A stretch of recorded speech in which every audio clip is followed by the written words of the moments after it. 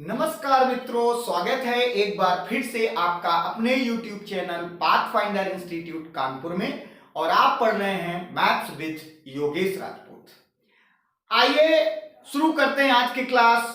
पर क्लास शुरू करने से पहले जैसा कि हम लोगों की परंपरा है कि एक बार प्रेम से बोलते हैं गणित माता की जय, और शुरू करते हैं आज की एक और बेहतरीन क्लास आपके नाम। क्लियर? तो चलिए आज की क्लास में हम लोग क्या पढ़ने वाले हैं। इसके पहले वाले वीडियो में आप सभी लोगों ने पढ़ा था इनवर्स ऑफ द मैट्रिक्स। आज भी हम इनवर्स का जिक्र करने वाले हैं। वहां पे आपने पहला मेथड पढ़ लिया था कि inverse of the matrix method से कैसे निकाला जाता है। उसके लिए आपने फार्मूला इस्तेमाल किया था कि A inverse equals to adjoint of A upon determinant of A. आज की क्लास में हम लोग पढ़ने वाले हैं उसका दूसरा मेथड कि इनवर्स निकालने का दूसरा मेथड क्या था। तो देखिएगा, किसी भी स्क्वायर मैट्रिक्स का इनवर्स निकालने के लिए हम लोग मैट्रिक्स मेथड के अलावा एक दूसरा मेथड इस्तेमाल करते हैं जिसे कहते हैं बाई एलिमेंट्री रो और कॉलम ट्रांसफॉर्मेशन। रो अथवा कॉलम ट्रांसफॉर्मेशन के माध्यम से भी क्या किया जाता है, इनवर्स निकाला जाता है। ओके, तो सबसे पहली बात यहां पे एक वर्ड आ रहा है एलिमेंट्री ट्रांसफॉर्मेशन। तो सबसे पहले हम लोग इनवर्स समझने के पहले क्या समझने वाले हैं, एलिमेंट्री ट्रांसफॉर्मेशन। चलिए भाई एडिंग डाल लो, ट्रांसफॉर्मेशन। एलिमेंट्री ट्रांसफॉर्मेशन का मतलब क्या है? एलिमेंट्री ट्रांसफॉर्मेशन का मतलब है कि हम अपनी मैट्रिक्स के रूप को बदल सकते हैं। कैसे? अब मैट्रिक्स का रूप बदलने के लिए आपके पास दो ही तरीके हो सकते हैं, या तो आप उसके रो में परिवर्तन कर दो या उसके कॉलम में कर दो। तो मैंने कहा भैया इसीलिए इनका नाम क्या रखा गया, एलिमेंट्री ट्रांसफॉर्मेशन। मतलब ट्रांसफॉर्मेशन, उसके रूप, मैट्रिक्स के रूप को बदलना ही ट्रांसफॉर्मेशन है। तो रूप बदलने के लिए करोगे क्या? आपने कहा सर जी मैट्रिक्स में चूंकि दो ही बातें होती हैं, या तो रो या कॉलम। तो या तो रो में कुछ चेंजमेंट किया जाए या फिर कॉलम में चेंजमेंट किया जाए। तो मैंने कहा बिल्कुल भाई, ट्रांसफॉर्मेशन कितने प्रकार के हो गए, दो प्रकार के। तो मैंने क्या कहा भाई, transformation are of two type. लिख देंगे transformation are of two types. कौन कौन से बोलो? पहला आपने लिख लिया रो वाइज। क्लियर?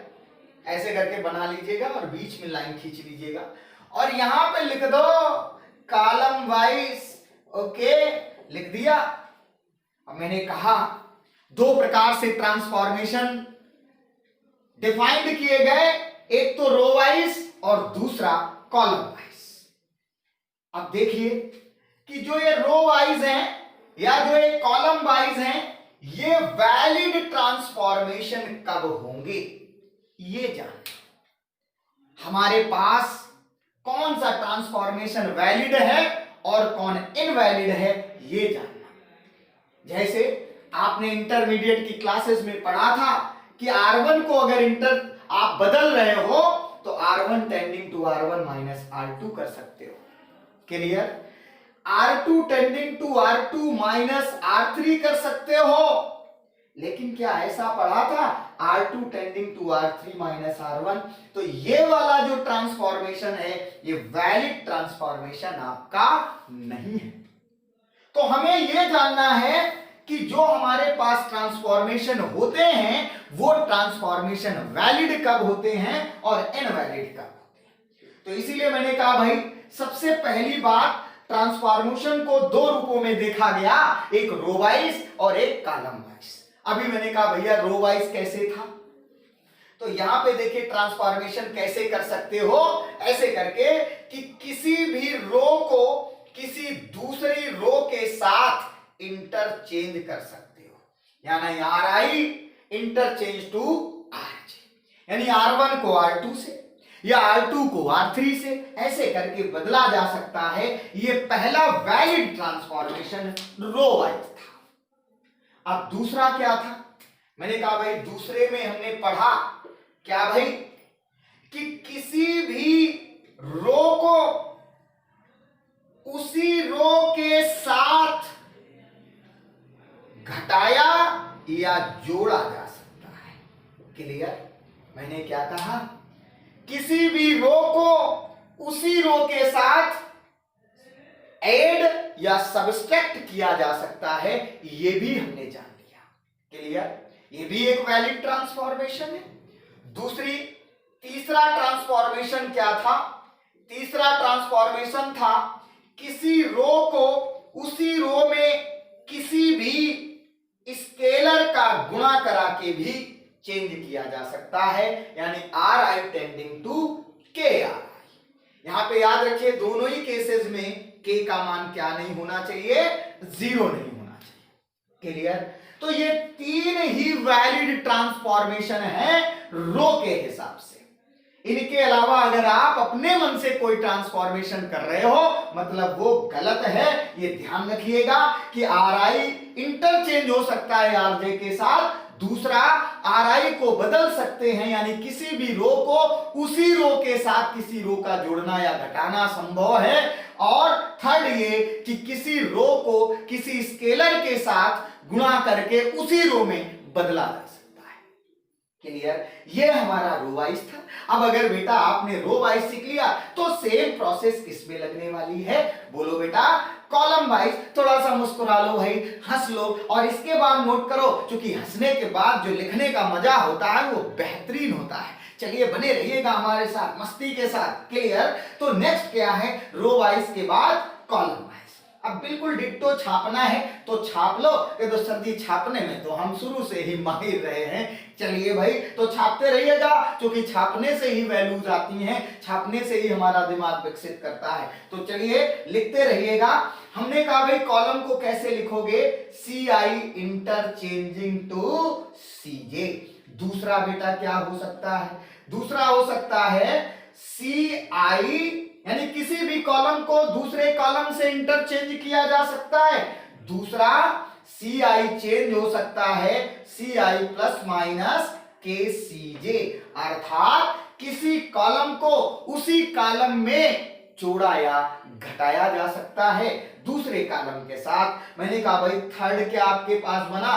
बोले सर जी Ci को बदल सकते हैं, किसी भी स्केलर का गुणा उसी कॉलम के साथ करके भी हम किसी भी कॉलम को बदल सकते हैं। इन दोनों केसेस में भी K का मान क्या नहीं होना चाहिए? 0 नहीं होना चाहिए। क्लियर? ये ध्यान रखते हैं। तो ये वैलिड ट्रांसफॉर्मेशन थे। इनके अलावा अगर आप कोई अपने मन से ट्रांसफॉर्मेशन कर रहे हैं तो भैया निश्चित रूप से आप गड़बड़ करने वाले हो। जब हमारे पास एलिमेंट्री ट्रांसफॉर्मेशन की बात पता चल जाती है तो हम लोग पढ़ क्या रहे हैं? पढ़ रहे हैं इनवर्स निकालना। और किसके माध्यम से? बोले एलिमेंट्री ट्रांसफॉर्मेशन के माध्यम से। तो मैंने कहा भैया क्या करना है कि अगर आपको कोई मैट्रिक्स दी जाती है और एलिमेंट्री ट्रांसफॉर्मेशन लगा के आपको इनवर्स निकालना है तो क्या प्रोसेस रहेगी? क्लियर? तो मैंने कहा भैया कुछ नहीं करना है। एक बात ध्यान रखो, जब भी एलिमेंट्री ट्रांसफॉर्मेशन की बात करेगा तो आप या तो रो के हिसाब से ट्रांसफॉर्मेशन करोगे या फिर कॉलम के हिसाब से, यानी एक ही ट्रांसफॉर्मेशन चलेगा, चाहे रो वाइज करो या फिर कॉलम वाइज करो। तो चलिए मैंने कहा भाई क्या प्रोसेस होगी ए इनवर्स निकालने की। तो अगली हेडिंग डाल लेते हैं ईमानदारी के साथ, एक बार प्रेम से जयकारा लगाते हुए गणित माता की जय, और नोट कर लेंगे क्या भाई? Find A inverse by elementary transformation. Clear? Transformation, उसमें भी कौन सा ट्रांसफॉर्मेशन बेटा? मैंने पहला वाला लिया बाई रो ट्रांसफॉर्मेशन। एक एक करके सीखेंगे। By rho transformation. नोट कर लेंगे ईमानदारी के साथ। क्या तरीका रहेगा, एक एग्जाम्पल से समझ लेते हैं, फिर बात क्लियर कर लेते हैं। क्लियर, फिर नोट कर लेते हैं। तो एक एग्जाम्पल लेते हैं तो इसकी पूरी बात समझ में आ जाएगी। मैंने कहा भैया क्या करोगे, सबसे पहली बात a इक्वल्स टू लिखा गया है यहाँ एग्जाम्पल के तौर पे 1 3 3 और 1 4 3 और यहां पे दिया गया 1 3 4। क्लियर, ऐसे करके हम वैल्यू हमारे पास दी गई है और इसका आपको इनवर्स निकालना है, ये हमको ज्ञात करना है। चलिए कैसे करना है देखते हैं। देखिए, जब भी आपसे एलिमेंट्री ट्रांसफॉर्मेशन का इनवर्स निकलाएगा तो ऐसा माना जाता है कि वो उस मैट्रिक्स का जो डिटर्मिनेंट होगा वो जीरो नहीं होगा, यानी वो इनवर्सिबल होगी। क्लियर, और अगर ये कंपटीशन में आता है, क्लियर, तो सबसे पहले तो यही चेक करते हैं कि इनवर्स निकलेगा या नहीं। क्लियर, फिलहाल हम मान लेते हैं कि ये इनवर्सिबल है और जिन लोगों को डाउट है तो इसका डिटरमिनेंट निकाल लें, देखेंगे जीरो के बराबर नहीं आएगा तो फिर इसका इनवर्स निकल सकता है। मैं कह रहा हूं बाई रो ट्रांसफॉर्मेशन। आते हैं टॉपिक पे, तो मैंने कहा भाई क्या करने वाले हो, जब भी आपके पास रो ट्रांसफॉर्मेशन इस्तेमाल हो तो दी गई मैट्रिक्स ए को आई ए के रूप में लिख दीजिएगा। किसके रूप में, आई ए। आई क्या है, एक यूनिट मैट्रिक्स, कितने ऑर्डर की, जितने ऑर्डर की आपको मैट्रिक्स दी गई है। अब इधर आप ए का मान रख दीजिएगा, क्या 1 3 3, इधर 1 4 3, इधर 1 3 4। क्लियर, इधर आप वैल्यू क्या लिखोगे बेटा, 1 0 0 0 1 0 1 3 4, ये वैल्यू लिख दिया 1 3, सॉरी यहां पे 0 0 1, भाई आइडेंटिटी लिख रहे हो, और यहां पे क्या रहेगा, ए आएगा। बात समझ में आ गई ना, मैंने कुछ नहीं किया, जो दी गई मैट्रिक्स ए है उसे क्या लिख लिया, ए इक्वल्स टू आई है। ओके, अब यहां पे आई का मान लगा दिया, ये जो आई है ये आपका ऐसा ही रहना है, यानी ए ही लिखना है इसको। अब क्या करने वाले हो, अब एक बात ध्यान रखो, बाई रो ट्रांसफॉर्मेशन आप इसे आई बनाएंगे और जो रो आप जो भी ट्रांसफॉर्मेशन रो में इधर करोगे वही ट्रांसफॉर्मेशन रो में आप आई में करने वाले। क्लियर, बस केवल और केवल रो ट्रांसफॉर्मेशन लगाना है। आप फाइनली देखोगे कि ये जो मैट्रिक्स ए है ये किसमें चेंज हो जाएगी, आई में, और ये कुछ बदला हुआ रूप आ जाएगा और इसके बाद इस आई में इस ए का भाग कर देंगे तो वो इनवर्स बन जाएगा और वही आंसर हो जाएगा। चलिए करते हैं। तो मैंने कहा भाई यहां जीरो बनाते हैं। क्लियर, हर बार टारगेट क्या है, देखिए आइडेंटिटी बनानी तो यहां जीरो होना चाहिए, यहां जीरो होना चाहिए, ये दो जीरो होने चाहिए, ये जीरो ये जीरो, हमारा टारगेट है इनको जीरो बनाना। तो मैंने कहा भाई इधर जीरो बड़े आसानी से मिल रहा है तो R2 को बदल दो। R2 को कैसे बदला, R2 माइनस R1। मैंने कहा लगे लगे R3 को भी बदल दो। R3 कैसे बदलोगे, R3 माइनस R1। दो ऑपरेशन एक साथ लगा दीजिए। क्लियर, अब देखिए क्या मिलने वाला है, बड़े ईमानदारी से स्टेप बाय स्टेप और धीरे धीरे करेंगे। क्लियर, क्योंकि ऐसे क्वेश्चंस में मिस्टेक होने के बहुत चांसेस होते हैं। तो अब देखिए ये 1 3 3 तो ऐसे ही रहा बेटा, और R2 बदला है, R2 माइनस R1, तो R2 में R1 1 1 0, 4 से 3 गया 1, और देखिए 3 3 गया 0। क्लियर, अब देखिए R3 भी आपने चेंज किया है, R3 माइनस R1 करके, थोड़ा सा एंजॉय के साथ पढ़े, 1 से 1 गया 0। क्लियर, 3 से 3 गया 0 और 4 से 3 गया तो 1। क्लियर बेटा, आपने क्या किया, ऑपरेशन लगाया और उस ऑपरेशन के हिसाब से इसका ट्रांसफॉर्मेशन कर दिया, यानी इसको बदल दिया, और जो आपने इधर ट्रांसफॉर्मेशन लगाए हैं रो वाइज वही आई में भी लगने वाले हैं। इधर ए तो एज इट इज रहेगा लेकिन ये आई बदलेगा। कैसे बेटा, देखा है R2 माइनस R1, पहला वाला तो ऐसे ही रहना है, R2 बदल गया है, R2 माइनस R1 तो ये -1 हो जाएगा, R2 माइनस R1 तो ये 1 मिल जाएगा, 0 माइनस 0 0 मिल जाएगा। R3 कैसे बदल रहा है, R3 माइनस R1 तो 0 माइनस 1 -1, 0 0 0 1 माइनस 0 1, ये तो ये ऐसे रहेगा। मुझे आशा है कि आप बिल्कुल बात हमारी समझ पाए होंगे। कुछ नहीं, इधर मैंने रो वाइज ट्रांसफॉर्मेशन किया, जो ऑपरेशन इधर लगाए वही आई में लगाए, ए हमारा एज इट इज रहा। क्लियर? आप क्या करने वाले हो, फिर से हमारा टारगेट है कहां पे जीरो लाना, इस जगह जीरो लाना, इस जगह जीरो लाना। तो मैंने कहा भैया R1 को बदलो, कैसे करके R1 बदलेगा, मैंने कहा R1 को ऐसे बदलो, R1 माइनस 3R2। क्लियर? कर दे, 3R2 कर दिया। अब देखो क्या मिलेगा, एक ही ऑपरेशन लगाते हैं। R1 हमारा बदल रहा है, R1 माइनस 3R2, ये R2 है तो 1 माइनस 0 कितना मिलेगा 1, ये देखिए 3 और माइनस 3 कितना मिल गया 0, 3R1 माइनस 3R2 ये तो 0 है तो 3 मिल जाएगा, और बाकी सेम ऐसे ही आ जाएगा जैसा था, 0 1 0 0 0 1। क्लियर?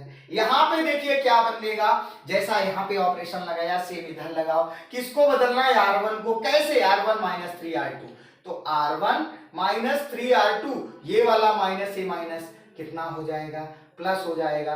तो देखिए R1 कितना था 1, माइनस माइनस प्लस 3 कितना मिल जाएगा 4 मिल जाएगा, 1 प्लस 3 4, फिर 0 माइनस 3 तो -3, 0 माइनस 0 कितना मिलेगा 0। इधर बेटा क्या आ जाएगा, बाकी सेम आ जाएगा, -1 1 0, क्योंकि बाकी में आपने ट्रांसफॉर्मेशन नहीं लगाए हैं तो ये आ जाएगा ए एज इट इज। अब देखिए हमारे पास यहां पर भी जीरो, अभी ये जीरो बनाना है, बहुत आसान है, सभी को दिख रहा होगा। कैसे जीरो बनेगा, बोले सर जी R1 को एक बार फिर चेंज कर दो।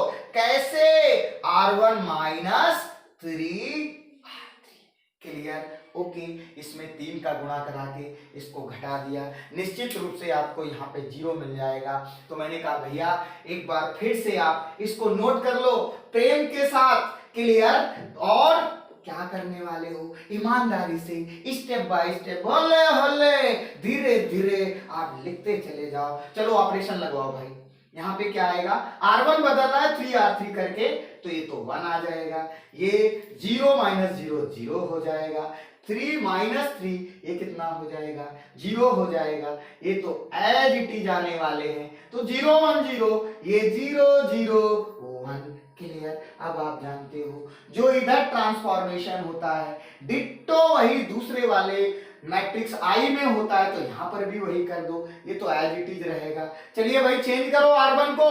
R1 क्या है, R1 4 और माइनस देखिए इधर +3, तो 4 + 3 कितना मिल जाएगा 7। फिर देखिए यहाँ पे -3, R1 है -3 और ये 0 है तो -3 आ जाएगा बेटा।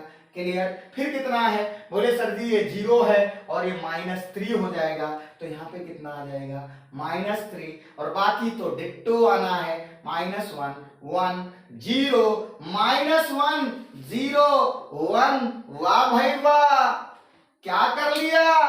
आप देख रहे हो कि इधर जो मैट्रिक्स आई है वो देखिए क्या बन गई, आइडेंटिटी। और यही तो मैंने कहा था, क्लियर, कि आपने A = IA लिखना है, क्योंकि आई का गुणा किसी में भी किया जाए मैट्रिक्स में कोई परिवर्तन नहीं होगा। तो मैंने आपसे क्या कहा, इसमें ट्रांसफॉर्मेशन लगाने हैं रो वाले, और इसको क्या बनाना है आई, यहां कुछ परिवर्तन होकर के मैट्रिक्स आ जाएगी, लास्ट में इसको आई के अपॉन में ए कर देंगे, रिवर्स मिल जाएगा। ये तरीका था, वही तरीका हमने यहाँ पे किया। तो देख रहे हो यहाँ पे बेटा क्या मिल गया, ये आई मिल गई, तो इसको आप क्या लिख सकते हो आई, और इसको आप क्या लिख सकते हो सेम, 7 - 3 -3 -1 1 0 और -1 0 1। इधर क्या आ जाएगा ए। अब क्या करने वाले हो, कुछ नहीं, आप क्या करें, क्या करने वाले हो, इस ए से इसको डिवाइड कर दो तो आई बाई ए इक्वल्स टू कितना मिल जाएगा 7 -3 -3 -1 1 0 -1 0 1। और बेटा देखिए इस आई बटे ए को ही क्या लिखा जा सकता है, आप नोट कर चुके होंगे इधर, तो मैं इधर लिख देता हूं। आई बटे ए को ही क्या लिख सकते हो, ए इनवर्स। और ये ए इनवर्स किसके इक्वल आएगा, जो वैल्यू आपके पास आ रही थी 7 -3 -3, और इधर क्या आएगा -1 1 0 -1 0 1।